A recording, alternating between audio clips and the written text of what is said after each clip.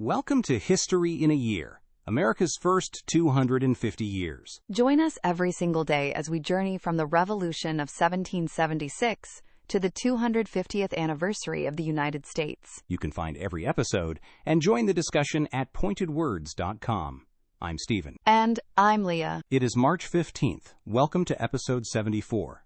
We have spent the last few episodes watching the pressure gauge slowly rise. The British Navy is kidnapping American sailors.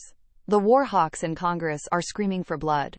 And after the Battle of Tippecanoe, the United States has hard evidence that the British are arming Native American tribes on the frontier. President James Madison finally realizes he has run out of options.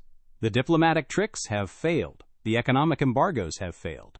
On June 1st, 1812, Madison sends a message to Congress, officially laying out the grievances against Great Britain and asking for a declaration of war. But here is one of the most tragic, mind-boggling ironies in all of American history. At the exact same time Madison is asking for war, the British government in London is actually caving. The British economy was suffering from the loss of American trade, and Parliament officially voted to suspend the Orders in Council, which were the very laws causing all the problems with American shipping. The British repealed the laws, but there was no telegraph, there was no internet. It took weeks for a ship to cross the Atlantic Ocean. By the time the news of the British surrender reached Washington, D.C., it was far too late. The trigger had already been pulled. But even without knowing the British had backed down, the vote in Congress was incredibly divided. This was not like the vote after Pearl Harbor. This was the closest formal war vote in United States history. The House voted 79-49 for war, and the Senate voted 19-13. Every single Federalist in Congress voted against it. The New England states, whose economies relied on maritime trade, were absolutely horrified. When the declaration of war was officially signed on June 18, 1812, church bells in Boston tolled in mourning, and flags were lowered to half-mast. They didn't call it the War of 1812. They angrily called it Mr. Madison's War. So the United States has officially declared war on the greatest military superpower on Earth. But let's look at the actual military the U.S. is bringing to the fight. It was an absolute joke. Thanks to Thomas Jefferson's obsession with small government, the regular United States Army had been completely gutted. On the day war was declared, the U.S. Army had fewer than 7,000 soldiers. And they were scattered all across the western frontier in tiny, isolated forts. To make up the difference, Madison had to rely on state militias. The plan was to call up 100,000 militiamen. But there was a massive constitutional crisis. The governors of the New England states basically said, "No, we voted against this war.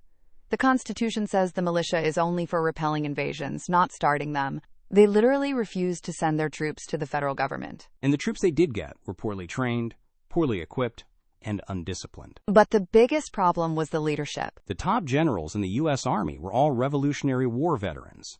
That sounds great on paper, but the revolution had ended 30 years ago. These men were in their 60s.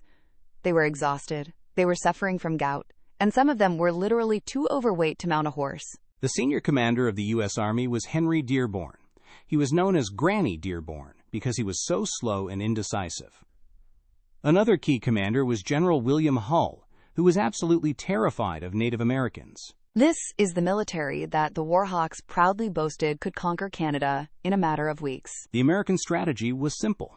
Launch a massive, three-pronged invasion into British Canada. They figured the Canadian colonists would welcome them as liberators and throw off the chains of the British king. But the Americans drastically underestimated their enemy. The British forces in Canada were vastly outnumbered, but they were highly trained professional soldiers, and more importantly, they were allied with Tecumseh's massive Native American Confederacy. And the British in Canada were commanded by an absolute military genius, Major General Isaac Brock. Brock knew the Americans were coming. He knew he was outnumbered, but he also knew the American generals were old, slow, and terrified. He decided the best defense was a brutally aggressive offense. As the American armies began their slow, clumsy march north toward the Canadian border, the stage was set for one of the most embarrassing military disasters in American history. But before the land war completely falls apart, the United States is going to get a massive, shocking victory where they least expect it. On the open ocean. Join us tomorrow for episode 75, Old Ironsides. The tiny 16-ship United States Navy sails out to face the 600-ship British Royal Navy. We witness an unbelievable naval duel off the coast of Nova Scotia as the USS Constitution takes on the HMS Greer, and British cannonballs literally bounce off the sides of the American frigate. I'm Leah. And I'm Stephen. You can find every episode at pointedwords.com. And this is our story.